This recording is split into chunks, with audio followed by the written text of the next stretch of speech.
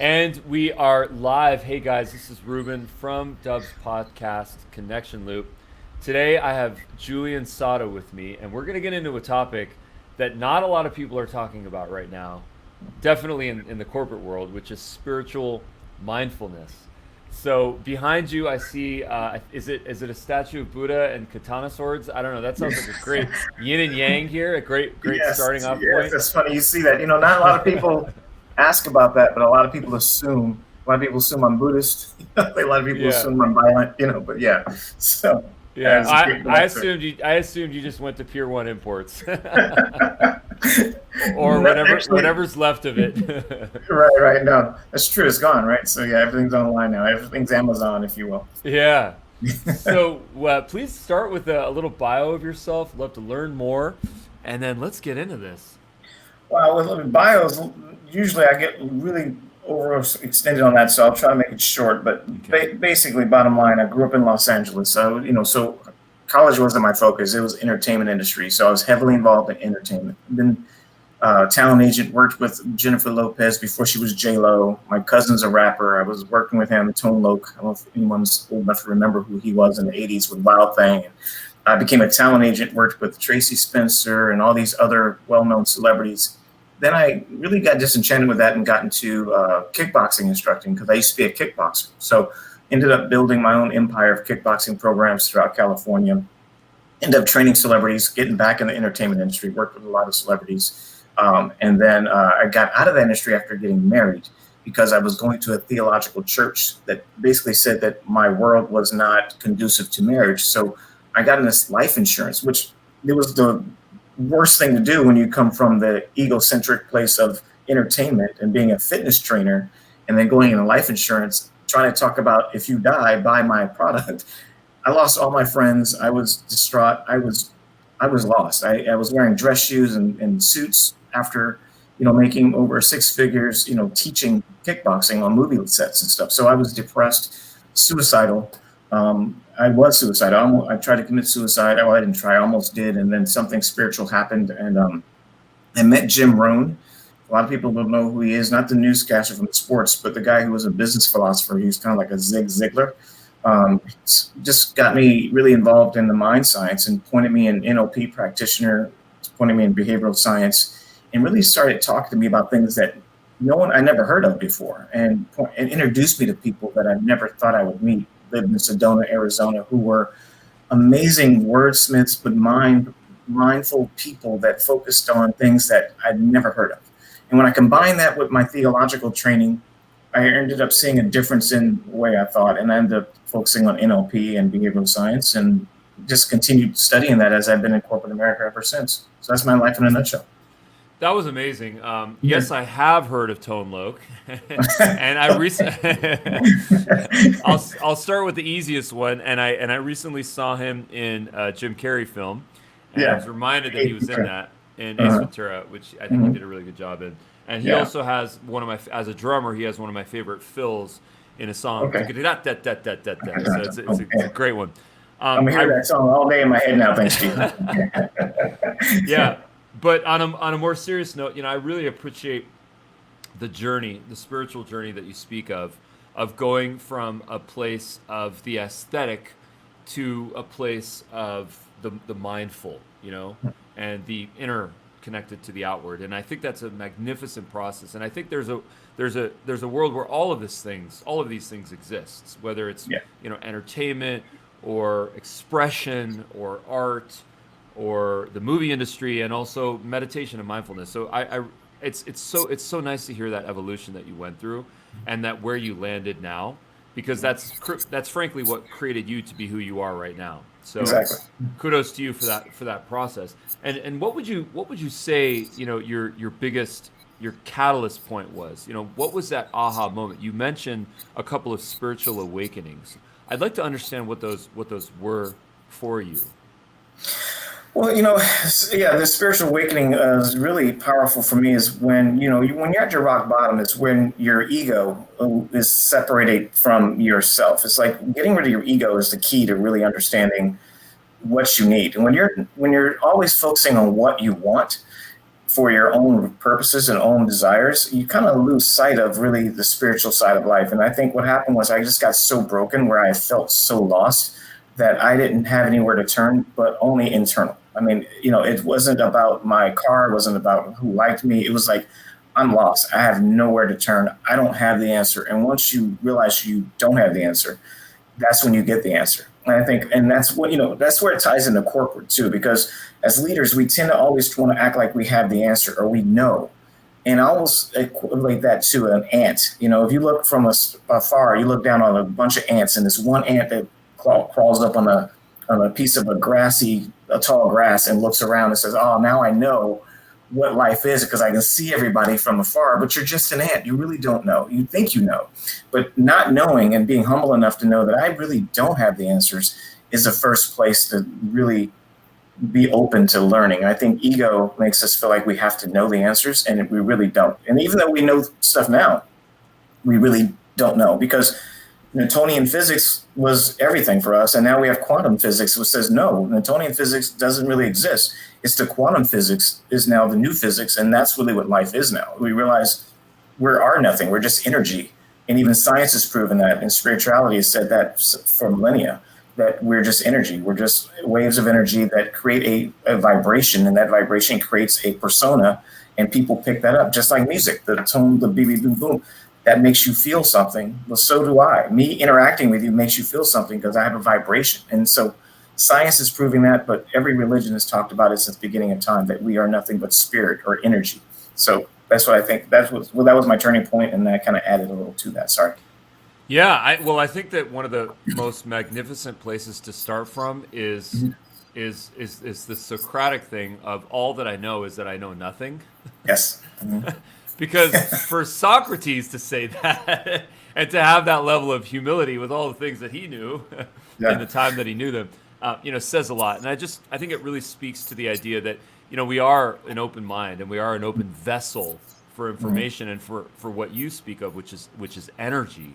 Mm-hmm. And that ultimately at the end of the day, that is what we're portraying. We are portraying, energy. And I think what a lot of us have done in the business world now, we've tried to find a way to capture what our energy is, what our authentic self is, and to put it out there so that we can have a livelihood, maybe even thrive, but at the same time still have a spiritual connectedness, which I think is one of the hardest things to understand. It's one of the hardest things to communicate because we're just not quite there yet. Fast forward 100 years, human civilization, we're going to have very different conversations about mental energies and spiritual connectedness. So this is like the renaissance. It's like the beginning of this topic. So you're truly at the forefront. And I was saying this ever since I got into corporate and I started looking at this, and here's what you just said. Socratic way of thinking. Socrates and every Greek philosopher, you can name them. I can go down a list. There's a book called The Hidden Masters that gives you the biography of every Greek philosopher and master. All of them studied Egypt and Mesopotamia knowledge. They went and traveled and then came back and really described the exact same thing in their own words.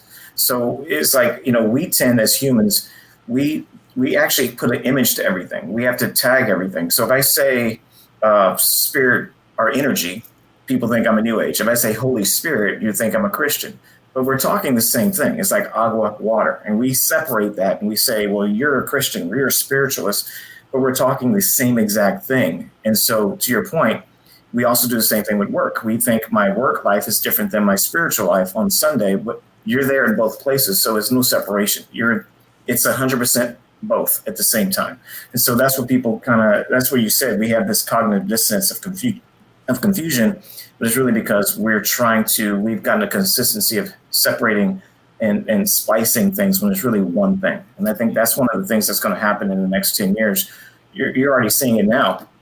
You can type in motivational speaking right now on YouTube, and you're going to get T.D. Jakes and Joel Osteen and all these people who are Christian teachers are now part of the motivational movement, which really you would have never seen that 10 years ago.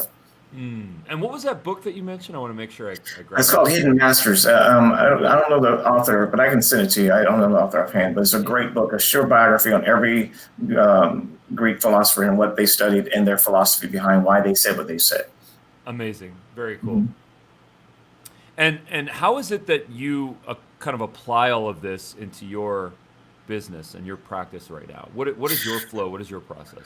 Well, people always, whenever you say science is proven, people lean into that. So I use a lot of science. People aren't threatened by science. And so I use a lot of science. I really heavily hone in on neuroscience and behavioral science. And so I tie into like the neurons and basically the way the chemicals run in our body. So I talk about the concept of stress and what that does and what kind of cortisol is populated through the body. And then I tie in the fact that your imagination does not know the difference between real or fake. Just like you watch a scary movie and your heart will start palpitating because your subconscious is going to pick up what it feels and it's going to say that's real because it's always there to protect you. So I tie in science and how stress could be as little as I'm late for work to listening to the news, or it can cause stress and it can create cortisol to populate in your body and what that does to you. So I tie in the physical science to the spiritual world. So how do you tap into your subconscious? Is really understanding what you're actually habitually doing on a daily basis for yourself. We are naturally negative by nature. We tend to look for the negative, but that's human nature to protect ourselves.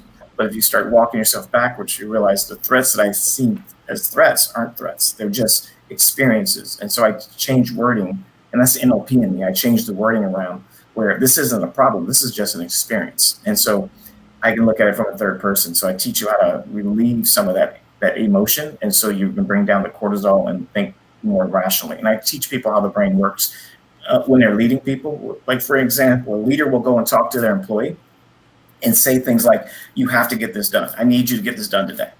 Well, every employee sees their leader, no matter who it is, as a parent or a teacher, because our first interaction with people of authority are parents and teachers. We never lose our childhood. Since as old as we get, we'll always have our childhood in front of us. So because of that, there is a threat to that. There's a stress. And then there's an ego that hits with that. And then there's tension. And then that's when you start disliking your job. So how do you say things from a leader perspective that doesn't make you feel like you're threatening them? And as an individual, how do you see your authority that you're being led by, not as a teacher? So I teach people how to change their own psyche so they live their life a little more fuller and not just reactive. Mm-hmm. And you've written about this. You've authored about this. Yeah. What was that process like? Tell us about your last book.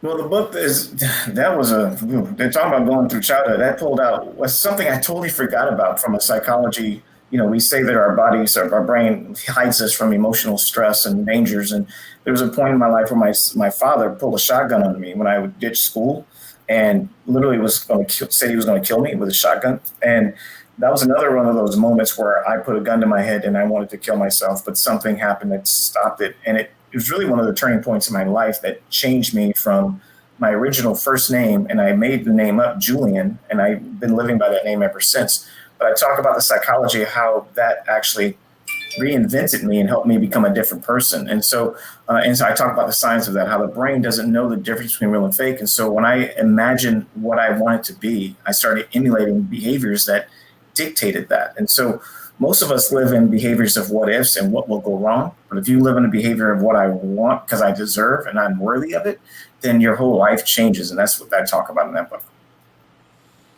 Wow, that's a process. That's very interesting. Yes. Yeah. Amazing. Hey, Margo. Thank you, Margo. It's deep, man. Yeah. Yeah. So what I really want to understand is, when you speak of this idea of, humans start with negativity. I understand what you mean by that. That comes down to survival. Right. That we are constantly trying to protect ourselves from imminent threats, right? And that stems from humans in our earliest forms 10,000 plus years ago. And my question for you is pretty simple, is why haven't we and how do we evolve out of that mindset? Because the last time I checked, I don't have imminent threats that are around me. Yeah. How do we advance ourselves? Because quite frankly, I'm a little tired of living and watching people around me live I have no problems with fear. Mm-hmm. I think fear is a real thing that exists and we need to understand it and know it. But at the same time, many of us are living in a very finite, survival-based, scarcity mindset. And I think that in my opinion, it's one of our biggest sort of holdbacks from spreading our wings and being successful and being happy? Well, I'm going to say something. This is probably one of the most strangest things I'm going to say, but here's the problem with our society now. And it's not a problem per se, it's just an evolution. If you think about it, there's 700,000 podcasts right now. There's over 700,000. 3.5 billion people are watching Facebook, and YouTube is the number one venue that people watch over TV now. So if you compare that to the past, we had 3 major channels we watched in the past. Now we have everyone, including me, can get on a YouTube channel and say, if you were to apply this 1, 2, 3 steps, you will have everything I have back here. Let's pretend this is not a katana's in a plant, but I have a boat back here. Let's pretend it's a green screen and I say, this is my boat. That's happening on a continual basis. Literally 3.5 billion people see, if I subconsciously do this 1, 2, 3, I will be successful. So what happens is people see that and then they go about their life and they feel like their life gets mundane, it's repetitive, there's no luster. They come back to home from work, or they're at home every day working and living in the same room, and they're feeling like something's wrong. And they see an average Joe happy and successful. So what happens is that feeling of comparison and I'm not worthy or something's wrong with me is no different than a gun put to my head, because there's a threat of I'm not going to make it. It's still the same threat. And so that creates this what we call cognitive dissonance in our brain, where we feel like we're not able to get where we want to be because everyone else is there and I'm not, which is still a threat. It's like if you're running in from something and everybody's ahead of you, you're stressed that you're not catching up. That's still a threat. So we're all feeling like we're in comparison mode and we're not worthy to be where everyone else is going. And I just can't figure out how to get there. I don't have the energy. I don't have the time. And it's creating that depression. This is why depression has increased by 400% in our country. So your question was, how do you get past it? You have to be aware of how your subconscious behaves to the things that's in front of it. It has nothing to do with your conscious. It's how your subconscious behaves with the things it sees and feels. And then you have to walk yourself backwards, third person. Like literally, is that true? Is it me? Am I worthy? And you got to go back to why you might not feel worthy, which I had to do. I had to go back to all my little childhood idiosyncrasies and realize these are triggers of survival. These aren't triggers of me. And every cell in my body is renewed and different. So it's not me, it's the past. It's like an old movie. It doesn't affect me anymore. I have memory of it. I call it a scar versus a wound. If it's a scar, I can show you the scar, but I'm not bleeding out anymore. That's okay. But if it's still a wound and I'm bleeding out every time I talk about it, I get angry, then you know there's something there needed to work on. So yes, it's really a self-evident thing. It's not some class you can take. It's a deep study on how it works for you. Just like meditation, there's no one way to do it. You can cross your legs. It might not work. You might not be that flexible. Sit in a chair. There's different ways of doing it. I think people need to realize there is no one way for everyone. Everyone has their own path, and you just got to find yours. And it doesn't happen like a 2-hour movie. It takes a lifetime. Most sages, and which is ironic, throughout history, 10 years minimum of study before they said a word about what they learned. Now you can have a guy who can take a class in 3 days. They come out and they're trying to teach and create their own program. So you really have to know it's really about substance and taking time to just do it for yourself and not because you're trying to get something from it. I talk fast. I hope I didn't talk too much there. No, you're good, man. My question then is, you mentioned connecting to our subconscious. I think what you're referring to is self-realization, knowing thyself, understanding our childhood trauma, to our goals, to our aspirations, to the things that are holding us back, to our friends and our enemies, much of which lives within us. You're talking about self-love. What is it that we can do to actually connect with our subconscious? How do we start that process? If we've never even thought about living in that realm, what's a kickoff point and what's a process? For me, this sounds great. Reading. You have to read. You have to read things outside of your realm. You got to stop doing the things that you've done habitually. Like if you watch TV every night, change it up. Start reading a book. I really break away from the noise. I have this thing called No-So 24. So every week for 24 hours, I don't watch any news and I don't listen to any music that has words. I don't listen to any TV. Literally just get silent in my own head so I can start hearing my own thoughts. Then you got to start journaling. Journaling is really very important. There's actually more power in actually using a pen and paper, because the brain to actually write creates a certain neuron in the brain that actually infuses it as memory in the brain versus typing. So using old school writing is really important. And reading a book and then applying the things you read versus going to another book right away. Take time to invest in the book you read And I say the books you read are very important too. Don't read, novels about love and, sci-fi, but really read books that have something to do with internal reflection. If you're focused on spirituality, then lean into what you're interested in. Focus on science. I mean, I love psychology, so I love Robert Greene. I love Joe Dispenza because he's in neuroscience and he's also more into the woo as well. He leans in both worlds. Find a person you love to read, and then find that book and apply it. Those are the first things, because you'll see yourself starting to change through those applications. You'll actually lose friends. You'll find yourself not interested in the same people, even the same TV shows. I mean, I was just telling my wife, she was laughing at me because I was giving away all these DVDs. We're moving, and I'm giving away all these DVDs, movies I used to hold dear to. She's like, I said, I can't even watch them anymore. I have no interest because they don't entertain me like they used to. Because as you grow, the things you found dear start looking at, you see it as just stuff. It's nothing you need. So it's really just trying to get more in tune with yourself. And I'm guessing Bloodsport was in that stack? Actually, Bloodsport, yes. I have some really funny movies too. There's movies I was in when I was a kid in LA, and I won't even go there. But yeah, I'm getting rid of all those. Give me the top 3 movies that you're getting rid of, man. I'm just curious. No. I'm not getting rid of Fast and Furious, and I have a whole thing of that. I mean, those are hilarious movies to me. But I was telling my wife, I love movies like that because of the familia. I mean, for me, my tribe was I never had a family. I was on my own at 15 years old, living in the streets. And I stole from hotels. I would go walk through the lobby, not the lobby, but the hallways. The cleaning ladies had their little cart. I would take their shampoos and towels, and that's how I worked at a gym. So I would go there at 5 a.m, shower and shine and work out.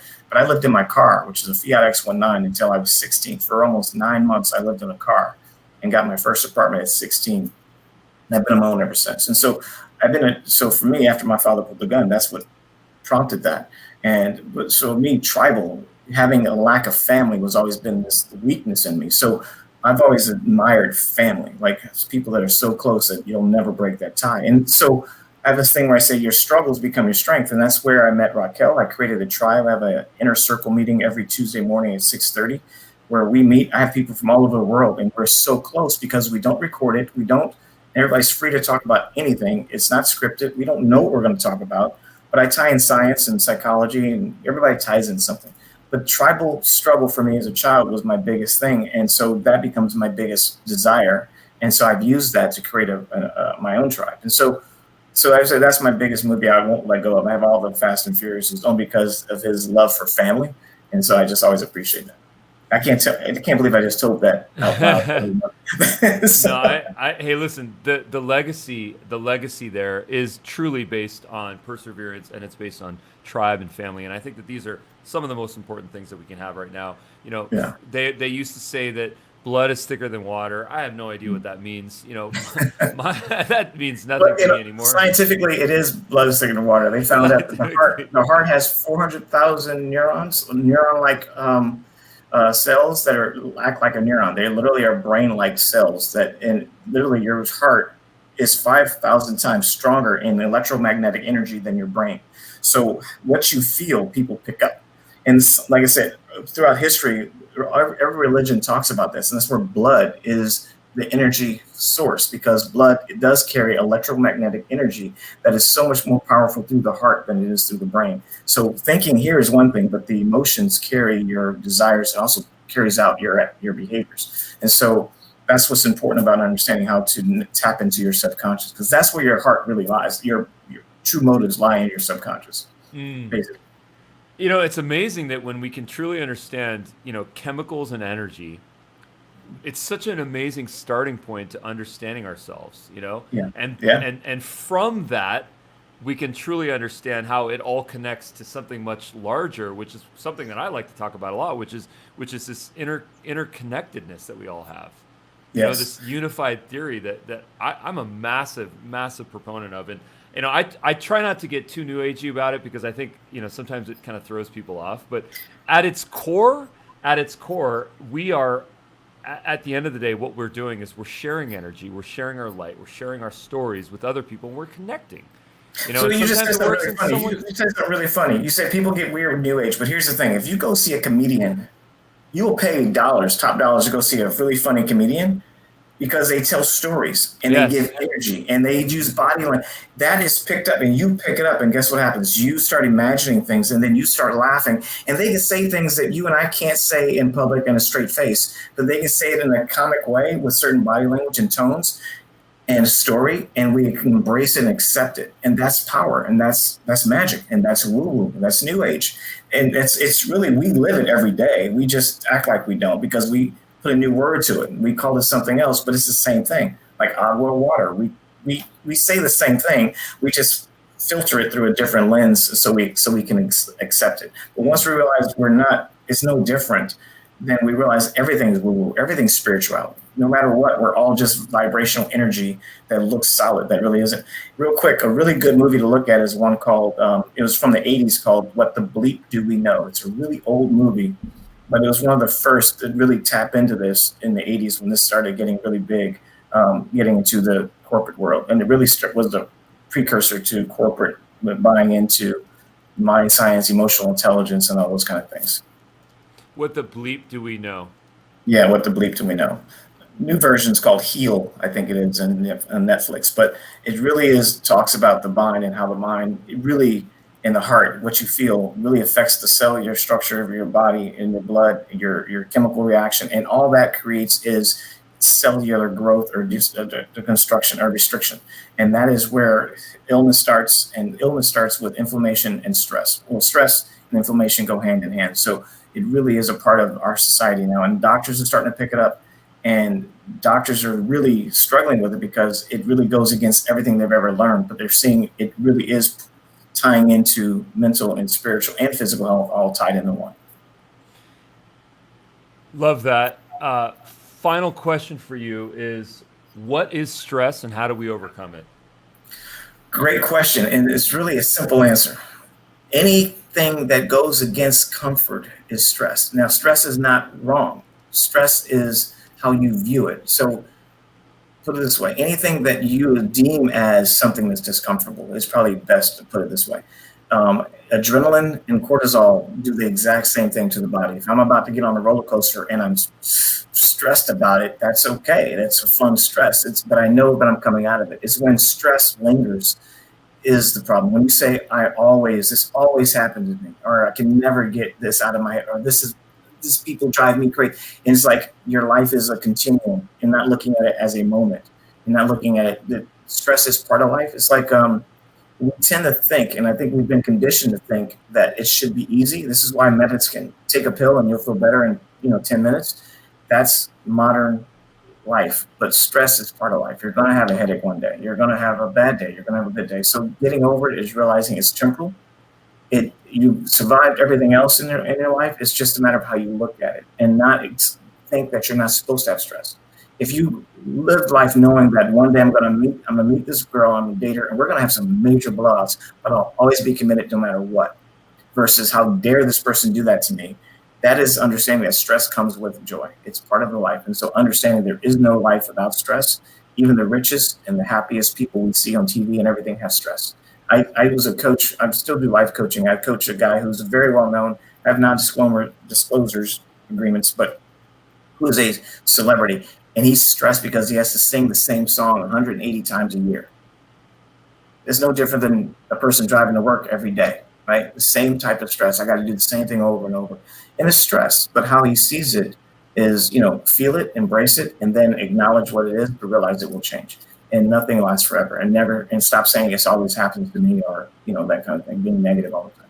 So that's how you deal with it. But you really have to look at it for what it is, and what we deem as stress is really not stress. It's really, a lot of it's just discomfort and unpleasantness that we don't want. And that's really changing that concept is the best way to do it. I really connect to that. I see stress as the interpretation to conflict.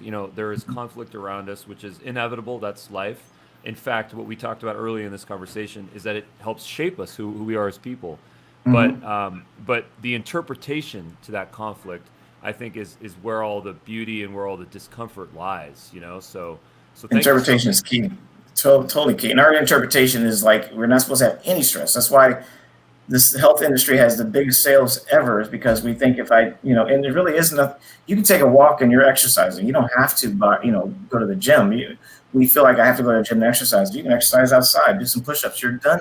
You're doing exercise. You can do your own yard. I have a little pamphlet I wrote, do your own damn yard, lawn. It's because get out and do your own yard. Don't hire somebody, do it yourself. It's part of relieving stress is exerting energy, getting that BDF to populate the brain.